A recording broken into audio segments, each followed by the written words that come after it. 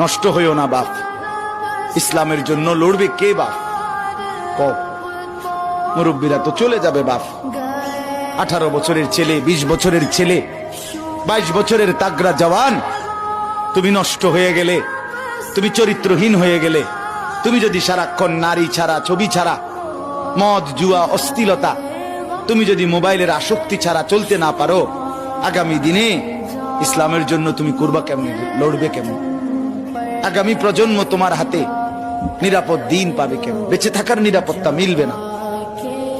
বেঁচে থাকা 53 বছর বাংলাদেশের বয়স, 53 বছরের সমাজে বেনামাজির সংখ্যা যদি এত বেশি হয়, 53 বছরের ভিতরে মোবাইলে আসক্ত যুবকের সংখ্যা যদি এত বেশি হয়, 53 বছরের ভিতরে বেপর্দা নারীর পরিমাণ যদি এত বেশি হয়, এত মসজিদ মাদ্রাসা চারদিকে থাকার পরেও যদি এই মসজিদ মাদ্রাসা ষড়যন্ত্রের কারণে কমে যায়,